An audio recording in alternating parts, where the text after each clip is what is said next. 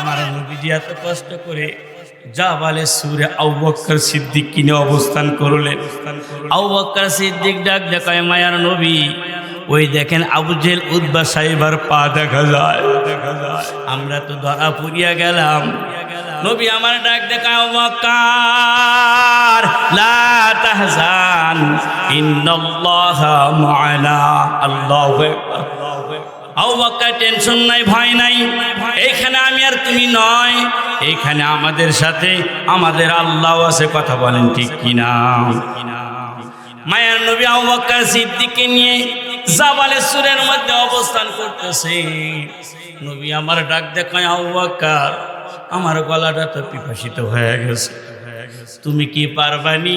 এই পাহাড়ের পাদদেশে একজন রাখাল কিছু ছাগল চড়াইতেছে, যাও রাখালের কাছ থেকে একটা বকরি চেয়ে নাও, যেই বকরি দুধ দিতে পারে ওই বকরির থেকে দুধ দহন করে আমার জন্য একটু নিয়ে আসো।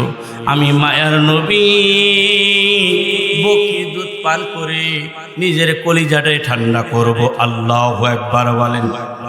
আবু বকর সিদ্দিককে বলতে দেরি করতে, আবু বকর সিদ্দিককে বলতে দেরি করছে।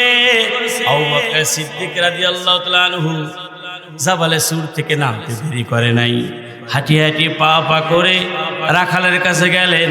রাখাল ভাই, তুমি কি পারবানি? একটা বকরি আমারে দাও, যেই বকরি দুধ দিতে পারে আমি সেই বকরির থেকে দুধ দহন করে আমার মায়ার নবীর খাওয়াবো। তুমি কি একটু পারবানি একটা বকরি দিতে? এবার রাখাল ডাকতে বলে, ও পথিক, এই বকরির মালিক আমি না, এই বকরির মালিক হলো উবাই ইবনে খলফ, আর আমি বকরির মালিকের অনুমতি ছাড়া তোমাকে আমি দুধ দিতে পারবো না। আবু বকর সিদ্দিক এই কথা শোনার পর বারাকান্ত মন নিয়ে নবীর কাছে ফিরে গেলেন। নবী আমার ডাক দেখায়, আবু বকর মনটা কেন খারাপ? আবু বকর সিদ্দিক ডাক দেখায়, নবীজি রাখাল আমাকে বকরির দুধ দিতে অস্বীকার করছে, আর আপনি পিপাসিত, আমি আবু বকর কেমনে ঠিক থাকি? নবী আমার ডাক দেখায়, আবু বকর যাও যাও রাখালের কাছে যাও, রাখালকে বলো এমন একটা বকরির ছানা দিতে, যেই বকরির ছানা দুধ দেওয়ার কোনো ক্ষমতা নাই। এমন বকরির ছানা যদি দেয় মালিকের কাছে তো কৈফিয়ত দেওয়া লাগবে না। আবু বকর সিদ্দিক নবীজির কাছ থেকে এই কথা শোনার পর পাহাড়ের পাদদেশে চলে গেলেন। যা বলেন, রাখাল ভাই, বকরির দুধ নিলে তোমার যদি কষ্ট হয়, এর কারণে যদি মালিকের কাছে জবাবদিহি করতে হয়, তাহলে আমি তোমার কাছে এমন একটা বকরির ছানা চাইতেছি, যে বকরির ছানা দুধ দেওয়ার কোনো ক্ষমতা নাই। এমন বকরির ছানা যদি তোমার কাছ থেকে আমি নিয়ে যাই, মালিকের কাছে কৈফিয়ত দেওয়া লাগবে না। রাখাল বলেন, তাহলে তা করা যাইতে পারে। এবার আবু বকর সিদ্দিক একটা বকরির ছানা সুন্দর করে কোলের মধ্যে নিয়ে নবীজির কাছে চলিয়া গেলেন। রাখাল চিন্তা করলো, এই বকরির ছানার মাধ্যমে কেমনে দুধ হবে আমার তো বুঝে আসে না। আমি রাখাল আবু বকর সিদ্দিকের পিছনে পিছনে রওনা হয়ে গেলাম। যাইতে যাইতে দেখলাম এই আবু বকর নবীর সাহাবী বকরির ছানাটা রাসূলের সামনে দিল। মায়ার নবী কি করলেন? বিসমিল্লাহ বলে বকরির ছানার স্তনের মধ্যে হাত লাগাইয়া দিলেন।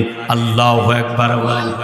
তারিখের কিতাবের মধ্যে লেখে, বকরির ছানার স্তনগুলো ছোট ছোট, দুধ দেওয়ার কোনো ক্ষমতা নাই বকরির ছানা তো, কিন্তু মায়ার নবী যেই মুহূর্তে বিসমিল্লাহ বলে হাতটা বকরির স্তন ছোট্ট বাচ্চার স্তনের মধ্যে দিছে, এবার বকরির বাচ্চা আসমানের দিকে তাকায় আর কয়, মালিক রে, আমার জবানটা একটু খুলিয়ে দে না মালিক, আমি আপনার সাথে একটু কথা বলতে চাই।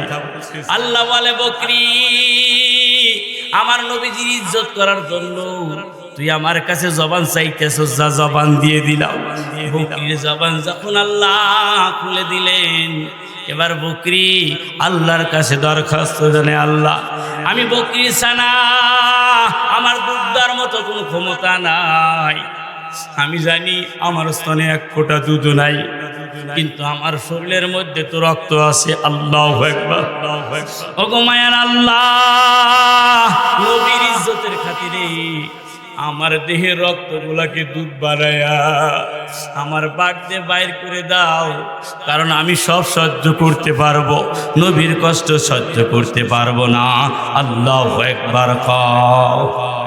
বকরি যখন নবীর ইজ্জত রক্ষা করার জন্য নিজের দেহের রক্তগুলাকে আল্লাহর কাছে দুধ বানানোর জন্য দোয়া করলেন, আল্লাহ কয়ে, যা বকরি, আমি তোর দোয়াকে কবুল করলাম, তোর দেহের সব রক্তগুলা আমি আল্লাহ দুধ বানিয়ে দিলাম।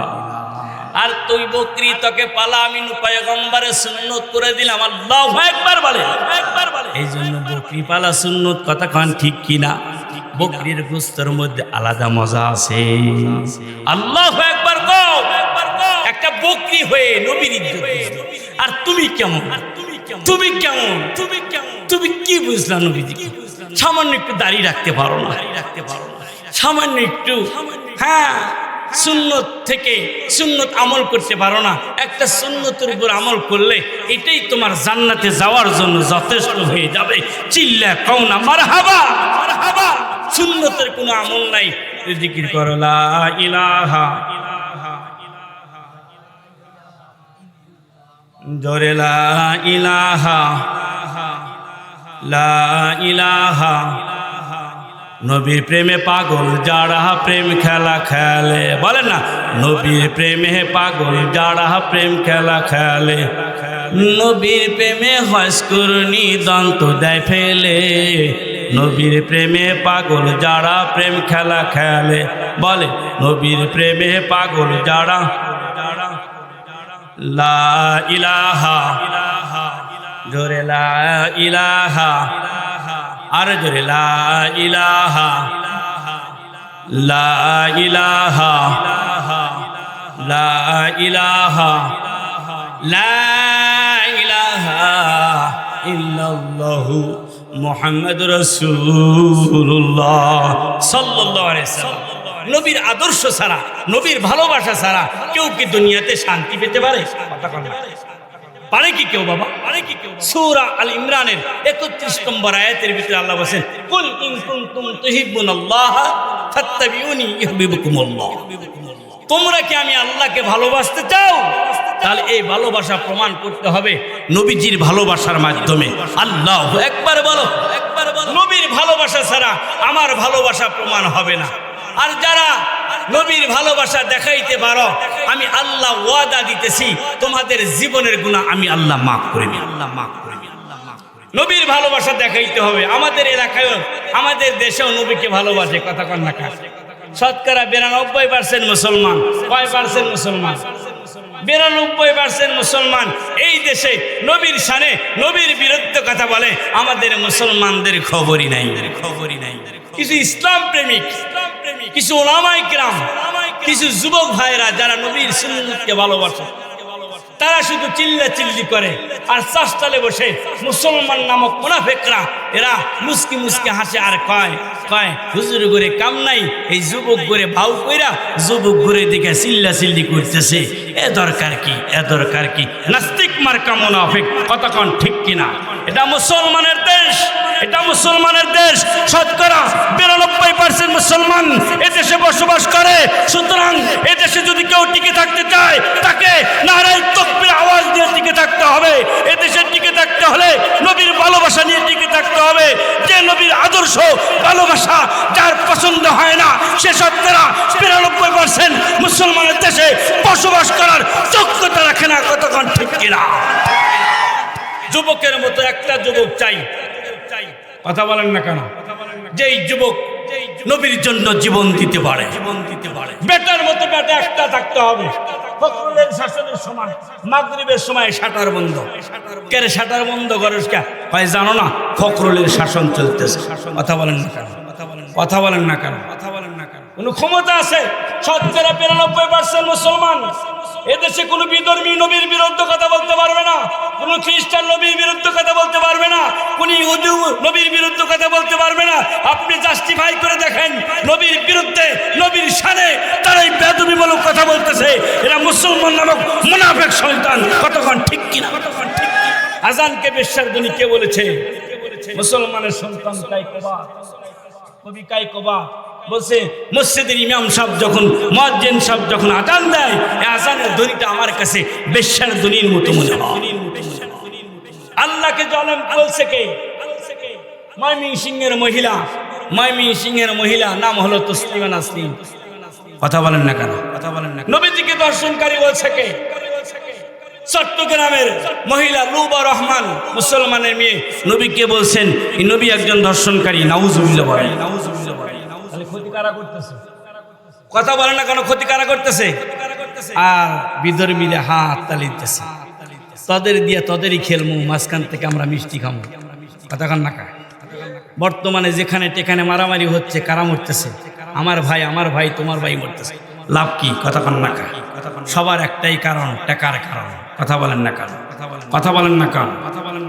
এদেশে মুসলমানের দেশ, এদেশে সকালবেলায় হলে আমার ছেলেরা গান কয়, আমার সোনার বাংলা আমি তোমায় ভালোবাসি। কথা বলেন না কেন? কথা বলেন। আমার সোনার বাংলা আমি তোমায় ভালোবাসি। সেই সোনার বাংলাদেশে যদি দুর্নীতি হয়, সেই সোনার বাংলাদেশে যদি ইতিমের হক মেরে খাওয়া হয়, সেই সোনার বাংলাদেশে যদি মুসলমানের হক মেরে খাওয়া হয়, আর এই সম্পর্কে যদি উলামায়ে কেরাম কথা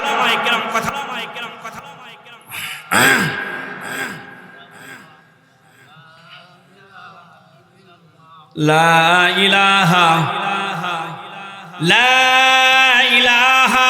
ইল্লাল্লাহু মুহাম্মাদুর রাসূলুল্লাহ। আল্লাহু আকবার। এ যুবক জাগ্রত হ, 10 জন যুবক অ্যাক্টিভ থাক, সজাগ থাক। দেখবি সর সালদার থেকে ভালোবাসা পালায়া পাবনা রওনা হয়েছে। কতক্ষণ ঠিক কিনা? তোরা যদি স্লোগান দেস এ দেশে ইফতিজিন করতে দেব না, প্রেম ভালোবাসা করতে দেব না, বাস্তব কথা বলতেছি, মহিলারা ভালো হয়ে যাবে। আর যদি বেড়া দিছি খেত পাহারা দেওয়ার জন্য, আর বেড়াই যদি খেত খায় সমস্যা। কথা কন না কা? একদুল্লাহ দুল্লাহ পোলাপান আই লাভ ইউ। কথা বলেন না কেন? কথা বলেন না কেন? কি কয়? I love you. আবার ক্লাস 6 এ পড়ে মাইয়া, হে ভালোবাসা করে পলায় যায়, যায় কিনা? যায় কিনা? এই যে আজকে তো জহরে যাওয়া বসে কথা খাই বলেছে। আরে 17 বছরের বয়স, একটা মাত্র সওয়াল। এই সওয়াল কি করি? সুসাইড করলো ভালোবাসা পিরিত দেখাইতে গিয়া। হেমিয়া বলে বাইসা হয়েছে, ও কবরে গা মরতেছে। যুবক জানি কথা। আরে তুই তো মলি বাইসা গেলি, কষ্ট হবে কার? আল্লাহ তুমি বুঝদান করো, সিল্লা এখন আমি। এই জন্য যুবক তুমি অ্যাক্টিভ হও। একজন যুবক যদি অ্যাক্টিভ হয়, আল্লাহ পাক তার দ্বারাই দেশের খেদমত নিবে। কথা কোন ঠিক কিনা? তোমরা সবাই শুনেছো 1994 সালে ভারতের মধ্যে জয়পাল নামক এক বিধর্মী মায়ার নবীর শানে একটা বই লেখলো। বইটার নাম দিল রঙ্গিলা রসুল। নাউজুবিল্লাহ কোন? যেই বইয়ের মধ্যে নবীজিকে নিয়ে সমালোচনা করেছে, যেই বইয়ের মধ্যে নবীজিকে সাদাবাজ বলা হয়েছে, যেই বইয়ের মধ্যে নবীজিকে দর্শনকারী বলছে, যেই বইয়ের মধ্যে নবীজিকে নিয়ে অকথ্য গালিগালাজ করছে। সিল্লা কাউনা নাউজুবিল্লাহ। এই কথাটা সারা ভারতের মধ্যে আলোচনা হয়ে গেছে। শুধু ভারত নয়, সারা দুনিয়ার মধ্যে আলোচনা হয়ে গেছে। মুসলমানের কানে কানে পৌঁছা গেছে। ভারতের মধ্যে জয়পাল নামক এক ব্যক্তি মায়ার নবীর শানে একটা বই লিখছে। বইটার নাম দিছে রঙ্গিলা রসুল। যেই বইয়ের মধ্যে নবীজিকে দর্শনকারী বলছে, যেই বইয়ের মধ্যে নবীজিকে অকাত্য ভাষায় গালি দিছে। সারা দুনিয়ার মধ্যে যখন আলোচনা হইয়া যায়, দিল্লির জামে মসজিদে এই সম্পর্কে আলোচনা হয়েছে। জুমার দিনে আলোচনাটা শুনছে এক যুবক, নামাজের পরে দিলে দিলে নিয়াত করছে। যেই জয়পাল নবীর শানে বই লেখছে রঙ্গিলা রসুল। আমি আমার নাম এলমুদ্দিন, আমি 18 বছরের যুবক। আমি দিল্লির মসজিদ জামে মসজিদের মধ্যে মালিকের দরবারে 2 রাকাত সিজদা দিয়া 2 রাকাত নামাজ পড়ে দোয়া করতেছি, আল্লাহ তুমি আমার হায়াতকে লম্বা করে দাও, আমি যতক্ষণ পর্যন্ত জয়পালকে দুনিয়া থেকে বিদায় না করব, আমি এক মুঠো ভাত খাবো না। আল্লাহু আকবার, আল্লাহু আকবার। এই দীপ্ত শপথ করে হাঁটি হাঁটি পা পা করে বাড়ির দিকে রওনা হয়ে গেছে। ঘরের দরজায় যখন পা রাখছে, মা ডাক ডাকে, বেটা ভাত খাবি না? এবার সন্তান এলমুদ্দিন ডাক দেখায়, মা রে, তোর কানে কি আওয়াজ আসে নাই? ভারতের জমিনের মধ্যে এক নাস্তিক, এক বিধর্মী জয়পাল আমার নবীর শানে একটা বই লিখছে, যে বইটার নাম দিছে রঙিলা রসুল। যেই বইয়ের মধ্যে আমার নবীজিকে দর্শনকারী বলা হয়েছে, যেই বইয়ের মধ্যে আমার নবীজিকে চাঁদাবাজকারী বলা হয়েছে, যে বইয়ের মধ্যে আমার নবীজিকে অকাত্য ভাষায় জয়পাল গালিগালাজ পারছে। মা, দিল্লির জামে মসজিদের খতিব সাহেব এই বিষয়ে আলোচনা করতেছিল। আমি 2 রাকাত নামাজ পড়ে ওয়াদা করছি, আল্লাহ আমার হায়াত বাড়ায় দাও, আমি যতক্ষণ পর্যন্ত জয়পালকে দুনিয়া থেকে বিদায় না করতে পারবো, আল্লাহ তুমি আমার মউত দিও না। জনম দুঃখিনী মা, কাঙালিনী মা ডাক ডাকায়, বেটা তুই কি একাই শুধু নবীজিকে ভালোবাসা দেখাবি? আমি মা কি ভালোবাসা দেখাইতে পারি না? আমি মাও দীপ্ত শপথ করলাম, আমার স্তন থেকে যদি 1 ফোঁটা দুধ খেয়ে থাকিস, অবশ্যই তুই নবীর দুশ্মন জয়পালকে না মেরে আমার সামনে আনবি না। যেমন ছিল সন্তান তেমন হলো মা। কতক্ষণ ঠিক কিনা? কারণ আল্লাহ কোরআনের মধ্যে বলছেন, মা যেমন হবে, মা যেমন হবে সন্তান তো তেমনই হবে। এই জন্য আল্লাহ কোরআনে বলছেন, নিসাউকুম হারসুন লাকুম ফাতু হারসাকুম, তোমার বিবিরা হলো তোমাদের জন্য শস্যর ক্ষেত, সুতরাং তোমরা যেই ক্ষেতকে তোমাদের জন্য চয়েস করবা, অবশ্যই ক্ষেতটা যেন নেককার হয়, ভালো হয়। কারণ বিবি যদি ভালো হয়, অবশ্যই সেই বিবির ওরস থেকে আল্লাহর ওলি তৈরি করে দিবে। কতক্ষণ ঠিক কিনা? জয়পাল ডাক দেখায়, মা আমার বয়স তো 18 বছর, আমার কাছে তো কোনো টাকা পয়সা নাই। মা কষ্ট করে ঘর থেকে কিছু টাকা জোগাড় করে দিলেন, যা রে বেটা যা, এই টাকাগুলো নিয়ে ভারতবর্ষে যাবি, যেমন করে হোক জয়পালকে দুনিয়া থেকে বিদায় করবি। এবার এলমুদ্দিন মায়ের কাছ থেকে দোয়ানে টাকা নিয়ে রওনা হয়ে গেলেন। গিয়ে দিল্লি রেল স্টেশনে গিয়া একটা ছুরি কিনলেন। ছুরিটারে সুন্দর করে আইস্তিনের মধ্যে ঢুকায়া রাখলেন। রেল যুগে ভারতের মধ্যে আসলেন। ভারতের মধ্যে আইসাই মসজিদে থাকেন আর তালাশ করতে থাকেন জয়পাল কই। আর শাস্ত্রে আলোচনা করতে থাকেন, আমি জয়পালের একজন ভক্ত, জয়পালকে দেখার জন্য আমি দিল্লি থেকে আসি। আমার দিলে একটা আশা, আমি জয়পালকে দেখবো, এছাড়া আমার অন্য কোনো আশা নাই। আমি জয়পালকে একটা নজর দেখবো, আমি তার প্রতি আসক্ত হয়ে গেছি। যেমন করে হোক আমাকে দেখার ব্যবস্থা করে দাও। 1 কান 2 কান বলতে বলতে জয়পাল পর্যন্ত চলে গেছে। জয়পালের কানে যখন গেছে, জয়পাল ডাক দেখায়, যুবক আমার দেখতেছি অনেক আসক্ত, যুবক আমারে অনেক দেখার জন্য স্পৃহা তার, যুবকের ভালোবাসা, যুবক আমারে অনেক মহব্বত করে, যুবক আমাকে দেখার জন্য দিল্লি থেকে আসে, অবশ্যই আমি যুবকের আশাটা পূরণ করব। পাশের যেই চামচা ছিল, লোক থাকে না বাবা, এই এসো এইদিকে আসো, এই জয়পাল ডাক দেব, এইদিকে আসো।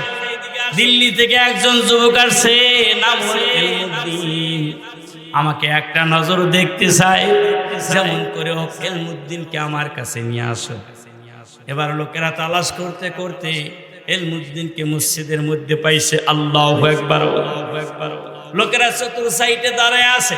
এলমুদ্দিন নামাজ শেষ করে দোয়া করে পিছন দিকে তাকাইছেন, দেখেন লোকেরা দাঁড়ায় আছে। কে তোমরা, কে কি জন্য এখানে দাঁড়ায় আছো? তোমার নাম কি? এলমুদ্দিন। তুমি কি দিল্লি থেকে আসছো নাকি? তুমি কি জয়পালকে দেখার জন্য পাগল হয়ে গেছো?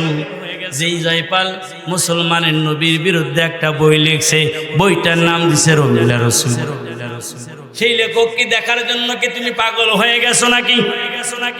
এবার এলমুদ্দিন চোখের পানি ছেড়ে দিয়ে কান্না শুরু করে দিছে। লোকেরা কয় জিগাই কি কান্দো কা? ভাই কান্দার একটাই কারণ, এটা আমার কষ্টের কান্না না, এটা আমার সুখের কান্না। আল্লাহু আকবার বলো। আমার প্রভু আমার মনের আশা পূরণ করছে, এই আনন্দে আমি চোখের পানি ছেড়ে দিয়ে কান্না করতেছি। আমার সৌভাগ্য হইব যে আমি জয়পালকে একটা নজরে দেখতে পাবো। এবার জয়পালের লোকেরা যুবককে ধরাধরি করে বাজান হাঁটি হাঁটি পা পা করে জয়পালের কাছে নিয়ে গেলেন। জয়পালের কাছে গিয়ে বসলেন। জয়পাল ডাক দেখায় তোমরা এবারে ভিতরে যাও। এবার যুবককে ডাক দেখায়, যুবক রে তুই বুঝি আমাকে দেখার জন্য পাগল হয়ে গেছ? সেই দিল্লি থেকে আসছস, আমার একটা নজর দেখবি, আমার জন্য তুই পাগল? আপনাকে দেখার জন্য দিল্লির জমিন থেকে আসছি। তাহলে আমার মন ভরিয়ে দেখ। যখন কইছে মন ভরিয়ে দেখ, এবার সুযোগ পাইছে, পাশে গিয়ে ডাক দিয়ে কয় চাচা আপনার নাম কি? আসলি জয়পাল? আমার নাম আসলি জয়পাল। আপনি কি মুসলমানের নবীর শানে বই লিখছেন রঙ্গিলা রসুল? ওই বইয়ের মধ্যে কি নবীদের শানে বেয়াদবিমূলক কথা বলছেন? ওই সবই কি নবীজির শানে বলছেন?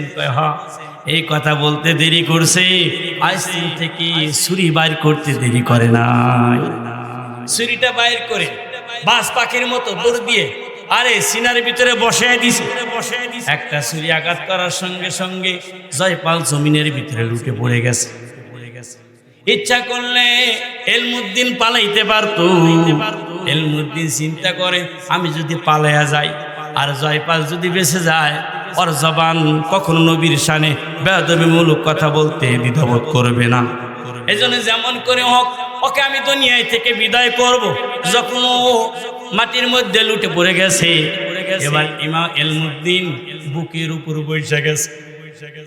একটা আঘাত একটা লাগাইছে পড়ে গেছে, আর একটা লাগাইছে, তারপর নড়াচড়া করে। এবার এলমুদ্দিন বুকের উপর বসিয়া যতক্ষণ পর্যন্ত মৃত্যু নিশ্চিত না হয়েছে ততক্ষণ পর্যন্ত সিনার উপর ছুরি লাগাইছে। এইভাবে এক পর্যায়ে যখন জয়পাল দুনিয়ায় থেকে বিদায় হয়ে গেল, এলমুদ্দিন ইচ্ছা করলে পলায়ন করতে পারত। এলমুদ্দিন পলায় নাই, কারণ মুসলমান কখনো বিপদ দেখে ভয় খায় না। কথা কন ঠিক কিনা? মুসলমান বীরের জাতি নাকি বীরুর জাতি? বাংলার মুসলমান হকের জন্য জীবন দিতে পারে। আমি কি রাজনীতির কথা কইতেছি? অন্যায় করবেন না, কোনো সমস্যা নেই। চলা যে যা করেন করেন, অন্যায় করলে কথা বলবে। কথা বলেন না কেন? কারণ এটা কাদের দেশ? মুসলমানের দেশ। আল্লাহু আকবার বলেন। আমরা সব মুসলমান ভাই, আমরা যদি যিনি প্রধান আছেন ওনাকে যদি সাহায্য না করি তাহলে কি চলতে পারবে? সাহায্য করতে হবে, কারণ বড় নেতার দুর্নাম হয় না, দুর্নাম হয় ছোট নেতার কারণে। কথা বলেন না কেন? বড় নেতা কখনো পাওয়ার দেয় না, কারণ বড় নেতারা সমাজকে ভালোবাসে। কথা বলেন না কেন? তার মনুষ্যত্ব আছে। এই ছোট ছোট পাতি নেতাগুলা সিগারেট খাওয়ার জন্য, গান্দা খাওয়ার জন্য, মদ খাওয়ার জন্য এইগুলা করে। কি মিথ্যা কথা কইলা? কামাই করে খাগা, ভ্যান চালা খাগা, কত কঠিন। আগলা আগলা খাস তো আর দিশা পাস না। আল্লাহু আকবার বলেন, আল্লাহু আকবার বলেন। খারাপ লাগতেছে বাবা? খারাপ লাগতেছে? নারায়ে তাকবীর, নারায়ে তাকবীর। আল কোরআনের আলো, আল হাদিসের আলো, ওলামায়ে কেরাম যেখানে, মাদ্রাসা যেখানে, তাস খেলা যেখানে, টেলিভিশন যেখানে, মিশা কথা করতে করতে পেশা করছে।